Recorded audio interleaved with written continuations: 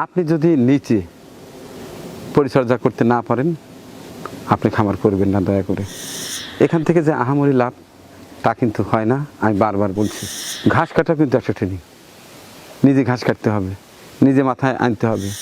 যদি আপনি 1 বছর টিকে থাকেন, একটার থেকে যদি 10টা গরু হয় তবেই আপনি বড় সেট করবেন।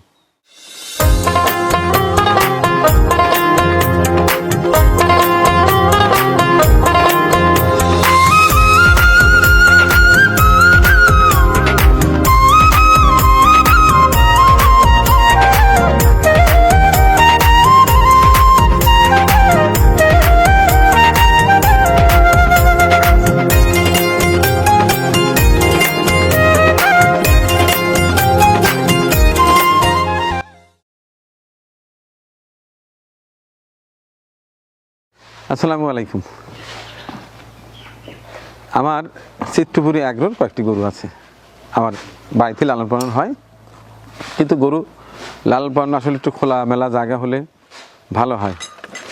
যে কারণে আমার যে কৃষি আঙিনা আছে সেটাতে আমি একটু জায়গা রেখেছি গরুর শেডের জন্য। এটা হচ্ছে শেড নির্মাণের প্রথম ধাপ, খুঁটি রেডি করা হচ্ছে।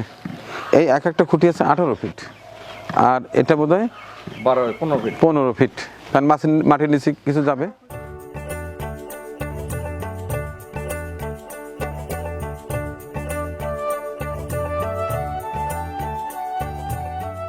দর্শক অনেকেই হয়তো জানতে চাচ্ছেন যে এই প্রতিটি খুঁটিতে কত টাকা খরচ। 1900 টাকার মতো আমি হিসাব পেলাম আর কি। এই মাল, মেডিসিন আর ওই কারিগর হয়তো কিছু কম বেশি 1900 টাকা ধরা যায় গড়ে একটা খুঁটি। যেহেতু একটু উঁচা লম্বা করছি, খুঁটিগুলো একটু শক্তপোক্ষ দেওয়ার চেষ্টা করছি। এই যে এই পাশটায় মাঝখানে গলি থাকবে, এ সাইডে 1 লাইন, এ সাইডে 1 লাইন, অর্থাৎ 11 দুগুণা 22টি গরু পালন করা যাবে। তো কিভাবে কাজ হয়, কত টাকা খরচ হয় জানাবো। দেখতে থাকুন আমার এই শেড নির্মাণের পুরো আন্তঃপান্ত।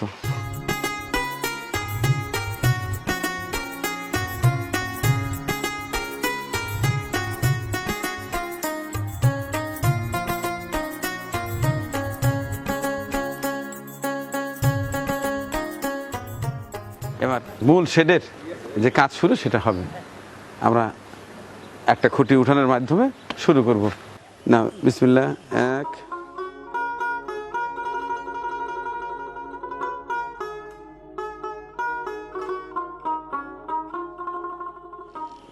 এই পারছি মনে হয়, বুঝছে না? আমি তো ভালো পারছি। না না, হ্যাঁ আসো আসো, হ্যাঁ বিসমিল্লাহ। তোমার গামছা নিয়ে দেবো না, যার যা লাগে দিয়ে দেবো, অসুবিধা নেই।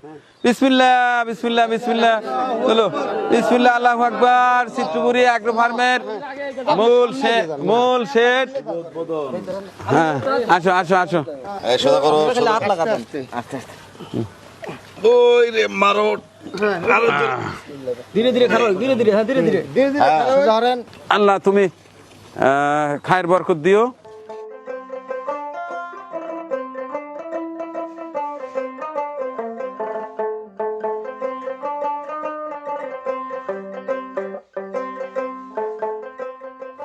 আমার হুমুদের সাহায্যকে আগে খাওয়াই, লাও ওই সবসময় দেহে রাখবি, লাও।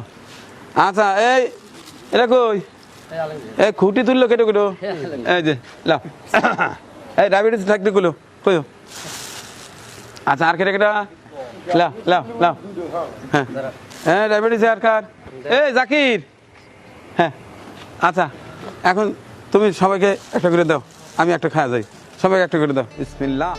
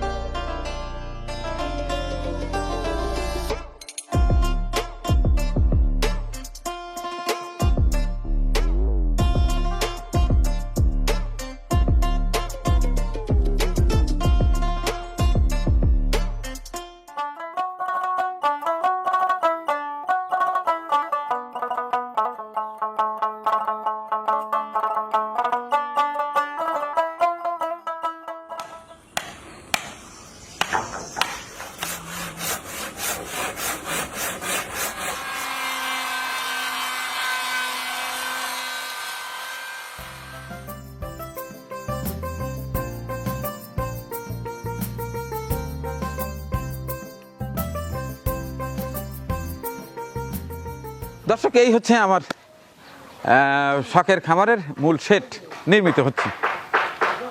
আমরা টোটাল শেডের মাপ যদি আপনাদের জানাতে চাই, এই টোটালি দৈর্ঘ্য আছে আমাদের পুরো 50 ফিট।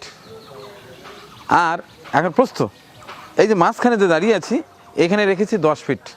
এই 10 ফিটের মধ্যে 5 ফিট থাকবে আমার রাস্তা, আর 5 ফিট আড়াই আড়াই করে এটা থাকবে খাবার গোড়া, অর্থাৎ খাবার পাত্র, যেটা একটা ড্রেন বানাবো। 2.5 ফিট, 5 ফিট, 2.5 ফিট, এই হলো 10 ফিট। আর এই পাশটায় এখানে আছে আমাদের 10.5 ফিট, 10.5 ফিট। এইখানে একটা ড্রেন দেব, ড্রেন বাদেও প্রায় আমার 10 ফিট প্লাস থাকবে। নিয়ম হচ্ছে একটা গরুর জন্য 8 ফিট 4 ফিট, এটা হচ্ছে নিয়ম। তো আমার এখানে 50 ফিট মাঝখান দিয়ে একটা ছোট্ট গলি রাখবো, তাতে এখানে আমার 12টা গরু আমার এক লাইনে থাকবে, ও লাইনে 12 দুগুলো 24টা গরু রাখা যাবে, একটু মাঝারি বা ছোটো সাইজ। আর বড় রাখলে একটু বেশি জায়গা দিতে হয়। আমার এই শেডের প্রস্থ যেটা 31 ফিট, এই পাশটা আছে 31 ফিট, আর লম্বা আছে 50 ফিট। এবার আসি খুঁটিতে। এই যে আমরা মাঝখানে যে খুঁটি দিয়েছি, একটা খুঁটির আমি বানিয়েছিলাম 18 ফিট। এর মধ্যে 3 ফিট মাটির নিচে আছে আর 15 ফিট উচ্চতা আছে। আমার মাথার উপরে যে টিকি আছে সেটি কিন্তু আরও উঁচু, এখানে 15 ফিট আর ওখানে 3 ফিট, প্রায় 18 ফিট কিন্তু টিকি। এইখানে আরেকটি বিষয় আমি রেখেছি, ভেন্টিলেশন রেখেছি। এইখানে একটা চালা, এইখানে একটা চালা, আর মাথার উপরে যে চালা থাকবে ওই চালা থেকে এই কর্নারে গ্যাপ থাকবে 1 ফিট, যাতে করে এখান থেকে গ্যাস বের হয়ে যেতে পারে। আর পুরোটা প্রথমত ফাঁকাই থাকবে, যদি প্রয়োজন না পড়ে তাহলে ফাঁকাই রাখবো। আর যদি কোনো সময় প্রয়োজন পড়ে, হয়তো বৃষ্টির পানি বেশি আসছে বা ঠান্ডায় বেশি ঝামেলা করছে, তাইলে হয়তো একটা পর্দার ব্যবস্থা থাকবে, পর্দার ব্যবস্থা রাখবো। তাহলে হয়তো একটু গ্রিল টিল করতে পারি, কিন্তু প্রথমেই না। আপনারা জানেন গবাদি পশু খোলামেলা থাকতে পছন্দ করে, আমি চেষ্টা করছি এটা একেবারে খোলামেলা।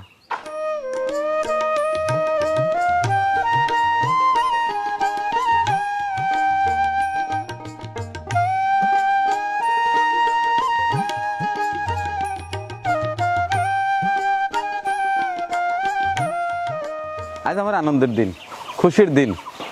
আজকে বাইরে কোথাও কাজে যাইনি, আমার টিমের সকল সদস্যরাই একেবারে জম করে আনন্দ সহকারে কাজ করছে। ওই যে আমার শখের খামারের উপরে টিন উঠছে, নিচে ইনসুলেশন লাগিয়ে দিয়েছে আর উপরে টিন লাগাচ্ছে। এই টিনগুলো আমার বাড়িতে যে খামার ছিল সেই খামারেরই টিন খুলে আনা হয়েছে, এই যে পরিষ্কার করা হচ্ছে, আবার নতুন হয়ে যাবে। যে কোনো স্থাপনা করতে যদি এই বিষয়গুলো লক্ষ্য রাখি আমরা, তাহলে হয়তো অনেকটাই পয়সা সাশ্রয়ী হয়। এই যে টিনগুলো ছিল ওখানে, যে ফুটোগুলো আছে সেগুলো ওই যে কোরিয়ান পুটিং আর কি সব পুটিং আছে, মেডিসিন আছে, ওটা দিলি আর পানি পড়বে না। আর এই যে পরিষ্কার করা হচ্ছে আর ওই বস্তায় লাগানো হচ্ছে।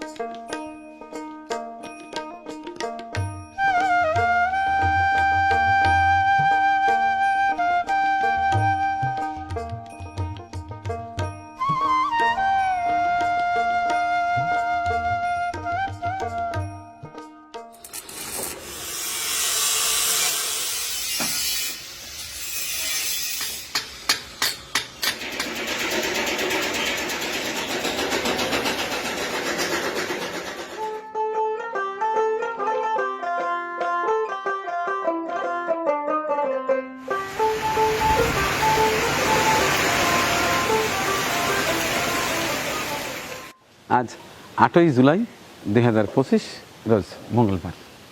এই যে আমার স্বপ্নের খামারের শেড, এই পাশটায় পূর্ণ দমে কাজ চলছে। এই যে আমার ভাই ভাতিজারা, তারা চরম ব্যস্ত সময় পার করছে।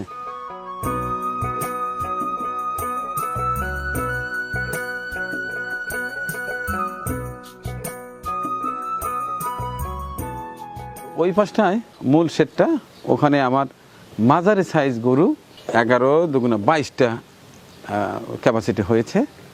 আর এই পাশটায় অতিরিক্ত যে জায়গাটা আছে দেখতে পাচ্ছেন, এই পাশটায় একটা খাবারের পাত্র বানাবো। আর এই পাশটায় ছোট ছোট কিছু গরু থাকবে, হয়তো এবছর না পরের বছর হতে পারে। এবছরে এই কয়টা গরু দেখি ছোট ছোট গরু লালন পালন করতে পারি কিনা, কারণ আমারও তো অনেক কিছু শেখার আছে।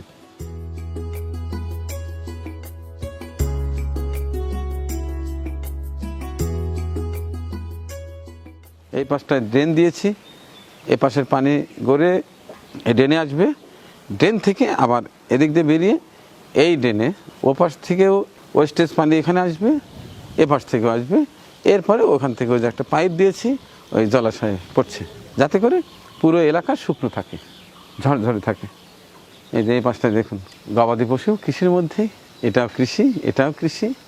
যারাই আমরা খামার করি না কেন, যদি একটু সুযোগ থাকে, বিশেষ করে এই কাঁচা লঙ্কাটা কিন্তু আমরা লাগাতে পারি, এটা কিন্তু প্রতিদিনই লাগে। দেখুন আল্লাহর নিয়ামত কত সুন্দর, কত সুন্দর হয়েছে।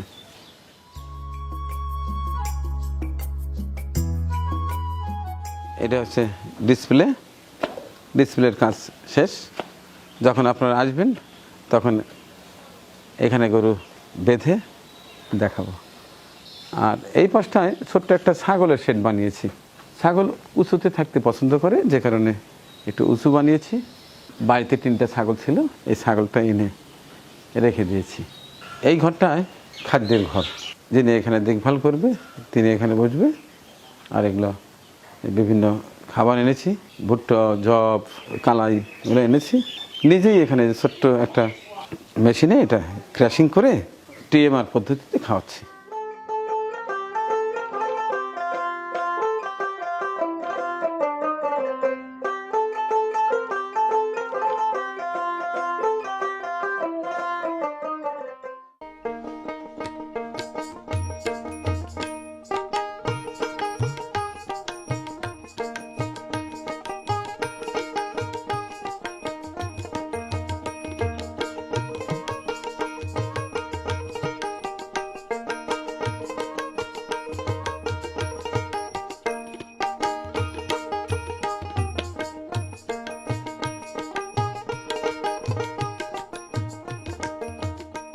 আপনার খামার আঙিনায় যদি একটু জায়গা থাকে, তাহলে কিন্তু আপনারা শাকসবজি চাষ করতে পারেন। এই যে দেখতে পাচ্ছেন, এটা হচ্ছে সিম, কেরালা জাতের সিম। মনে আছে তো, এইখানে প্রথম লাগিয়েছিলাম শসা, এরপরে ধুন্দুল, পর্যাপ্ত পরিমাণ খেয়েছি। এখন এটা পরিষ্কার করে দিয়ে আমি আবার কেরালা জাতের সিম লাগিয়ে দিয়েছি। মাশাআল্লাহ, দেখুন আল্লাহর নিয়ামত। এই দেখুন মজার জিনিস, বেশি হয়নি, হয়েছে তো, এইটাই আমার দেখেই শান্তি। এই যে পটল, ওই যে পটল, বেশ কয়েকটা পটল আসছে, আমি ছিঁড়িনি, দেখার জন্য রেখে দিয়েছি। এই পাশটায় কি চমৎকার লাগছে না? ওই কর্নার থেকে এই কর্নার পর্যন্ত পেঁপে গাছ লাগিয়ে দিয়েছি। দেখেন, এটা কিন্তু বেশি জায়গার দরকার নেই। এই পেঁপে, এই কাঁচামরিচ, আপনার এমার্জেন্সি তরকারি কিন্তু এইটাই, একটা পেঁপে আর কটা কাঁচামরিচ, চটকায় ভর্তা করলেই চমৎকার একটি খাবার হয়ে যায়। দেখুন আল্লাহর নিয়ামত, আল্লাহর নিয়ামত। দেখুন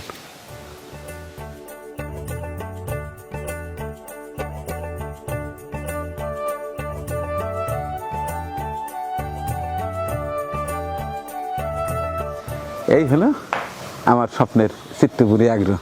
ধীরে ধীরে ধীরে ধীরে কাজ করতে করতে এই যে এই পর্যন্ত এসে ঠেকেছি। বাড়িতে যে গরুগুলো ছিল সেই গরুগুলো বিক্রি করে এই যে এই কাজ করলাম। এখন টুকটুক করে ওই ছোটো ছোটো কিছু গরু উঠাবো। হ্যাঁ, চলুন ভিতরে যাই আর খামার সম্পর্কে একটু কথা বলি। আমার এই শেডটাতে কোনো ফ্যান লাগাইনি, লাগাবোও না, যেহেতু উঁচু আছে আর উপরে ইনসুলেশন দিয়ে রাখছি, সেহেতু ভিতরটা অনেকটাই ঠান্ডা। আসুন ভিতরে গিয়ে কথা বলি। দেখুন দেখুন আমার লাল বাহাদুর কি আরামে ঘুমোচ্ছে। কিরে লাল বাহাদুর, ও লাল বাহাদুর, লাল বাহাদুর ঠিক আছে তো? হ্যাঁ হ্যাঁ, আমি ভয় পেয়ে গেছিলাম। ওই কখন থেকে তোকে ডাকতেছি, তুই ঘুমাচ্ছিস। সকালবেলা খাওয়া দাওয়া করে আরাম মতো ঘুম দিচ্ছে আমার লাল বাহাদুর। আমি তো প্রথমে ভয় পেয়ে গেছিলাম, কে রে ডাকি ওঠে না, ডাকি ওঠে না। মাঝে মধ্যে ও ঘুমায় নাক ডাক দিয়া এরকম এরকম করে ঘুমায়। ঘুমো ঘুমো, তোমাকে ডিস্টার্ব করলাম। আর এ হচ্ছে আমাদের নবাব। আর এই পাশটায় আরেকটি সংগ্রহ করেছে আমার ছোটো ছেলে, এর নাম দিয়েছি কি বাদশাহ। যাই হোক, আসল কথায় আসি এখন। অনেকে এই শেডের পূর্ণাঙ্গ ভিডিও দেখতে উদ্গ্রীব হয়ে আছেন। আমি চেষ্টা করেছি আমার সাধ্য অনুযায়ী স্বাস্থ্যসম্মত একটি শেড নির্মাণের। শুরু থেকে তো দেখেছেন এই ভিডিওটি, একেবারে খুঁটি বানানোর থেকে শুরু করে এই এক একটা খুঁটির আমার খরচ পড়েছে প্রায় 2000 টাকার মতো। আর বাড়িতে একটা খামার ছিল, আপনারা জানেন, ছোটো ছোটো বেশ কয়েকটা ঘর ছিল। সেই ঘরগুলো ভেঙে এনেছি, যে কারণে আমার উপরের টিন তেমন একটা কিনতে হয়নি। আর ইট, ওইখানকার যে ফ্লোর ছিল, খাবার পাত্র ছিল, সবই ভেঙে এনেছি। ভেঙে এনে এটা পরিষ্কার করে এই শেডটা সাজানোর চেষ্টা করেছি। দেখুন, উন্মুক্ত, কোনো বাউন্ডারি নেই, অর্থাৎ বেড়া নেই। যেমন লাস্ট পর্যন্ত বাউন্ডারি আছে নিরাপত্তার জন্য, কিন্তু এইখানে কোনো বাউন্ডারি দেয়নি। তো এক কথায় যদি আপনারা জানতে চান যে মানিক ভাইয়া এই শেডটির কত টাকা খরচ হয়েছে, আমার নতুন যা মালামাল আনতে হয়েছে সেটি এবং পুরাতন যে টিন, কাঠ, ইট বাইরে থেকে এনেছি, টোটাল মিলিয়ে আমি একটা অ্যাভারেজ হিসেব করেছি, প্রায় 8 লক্ষ টাকার মতো খরচ হয়েছে। কারণ খরচ হয়েছে একটু বেশি, আমি ওই যে রেলিং দিয়েছি। হয়তো মনে করতে পারেন এইটুকুর জন্য এত টাকা খরচ হলো কেমনে, অতিরিক্ত কিছু খরচ হয়েছে ওই রেলিংয়ের জন্য। এবং অনেক জায়গায় দেখি যে মাঝখানে চাপা যাতায়াত করা যায় না। আমি কিন্তু এখানে পুরো 5 ফিট রেখেছি। যদি আপনার জায়গা থাকে তাহলে আপনি পুরো 5 ফিটই রাখবেন। আবার খাবারের পাত্র নিয়ে যদি আমি বলি, এইখানে অনেকে উঁচু দেয়, অযথাই পয়সা নষ্ট করে। গরু সাধারণত মাটির থেকে ঘাস কামড়ে খেতে পছন্দ করে। আমাদের সর্বজন শ্রদ্ধেয় মরহুম ডক্টর নুরুল আমিন স্যার ওনার ভিডিওতে এটা বলে গেছেন যে গরু সাধারণত নিচু হয়ে খেতে পছন্দ করে এবং খেলে তাদের এই যে মুখের যে লালা সেটা নিঃসরণ হয় এবং গর্দানও ভালো থাকে। এক কথা ওরা স্বাচ্ছন্দ্য বোধ করে। কিন্তু আমরা অনেকে না বুঝে অনেকটা উঁচু ডাইনিং টেবিল বানাই, সেটা ওদের খেতেও কষ্ট হয়, হজম করতেও কষ্ট হয়, নানাবিধ সমস্যা আছে। যাই হোক, আমরা চেষ্টা করব এখানে অত পয়সা খরচ না করতে। আমরা রাস্তাটা একটু বড় রাখবো যাতে চলাচল করার সুবিধা হয় এবং পাশাপাশি এই যে পিছনের জায়গাটা আমরা একটু বেশি রাখার চেষ্টা করব যদি জায়গা থাকে। আমি অনেক জায়গায় গিয়ে দেখি একবার গরুকে সরায় যেতে হয়, এটা আমরা করব না। আমার কিন্তু এখানে আছে, এর আগে বলেছি 11 ফিট আছে। 11 ফিট, তাও আবার ড্রেনটা বাইরে দিচ্ছে, এখানে আর পুরো 11 ফিটই আছে।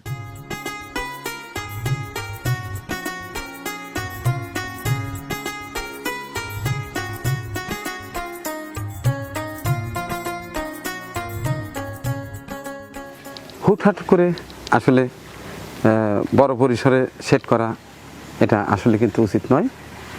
আমি এটা করেছি, আমার দীর্ঘদিনের একটা স্বপ্ন ছিল আমি এই সেক্টর নিয়ে কাজ করি।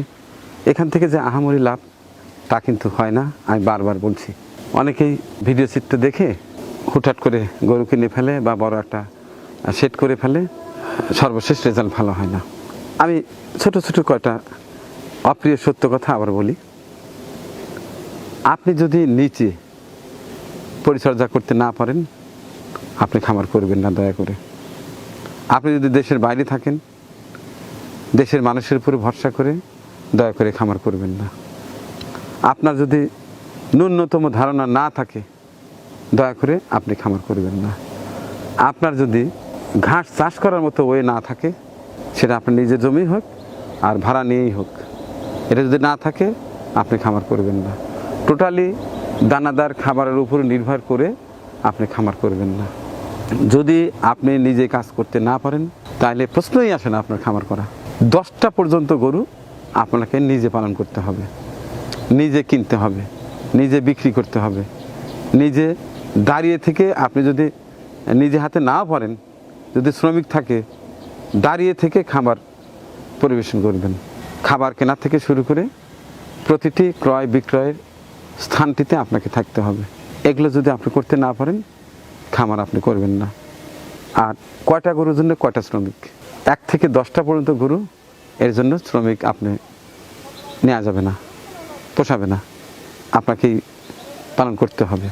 যখন 1 থেকে 10টা পর্যন্ত গরুতে যাবেন শ্রমিক ছাড়া, এই সময়টা কিন্তু আপনার হালকা পাতলা একটা ট্রেনিং হয়ে যাবে।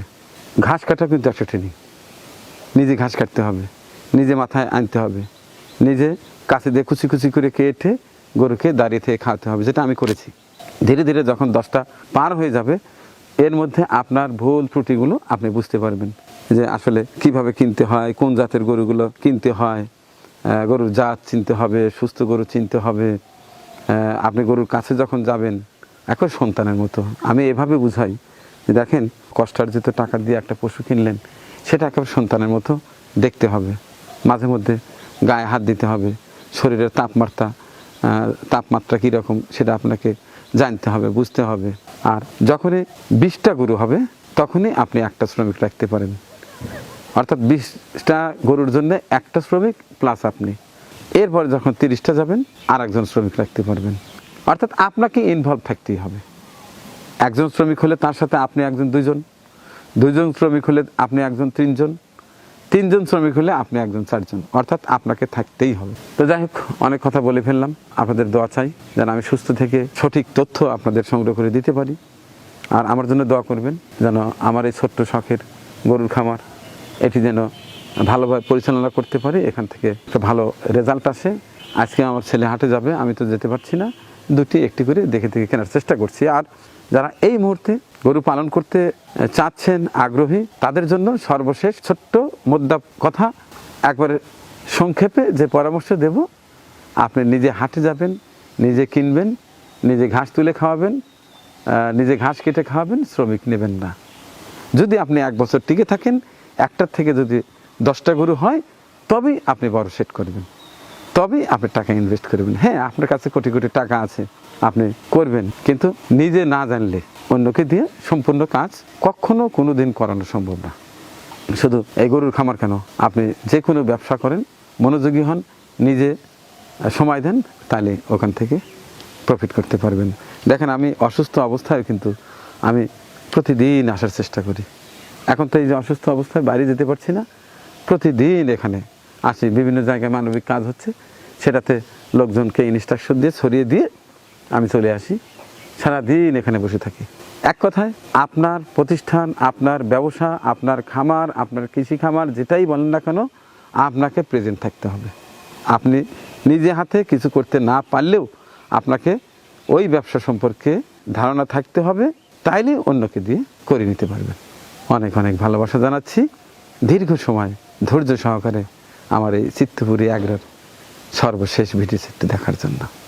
আমন্ত্রণ রইল, কেউ যদি মনে করেন মানিকবার সেটটা ঘুরে ঘুরে দেখব, এখান থেকে কিছু শেখার আছে, যদি মনে করেন নিঃসংকোচে আমার সঙ্গে ফোনে যোগাযোগ করে আসতে পারবেন। আমার এই খামারের জন্য দোয়া আছে, আপনার জন্য দোয়া করে শেষ করছি আজকের এই বিশেষ ভিডিও সেট। আল্লাহ হাফেজ।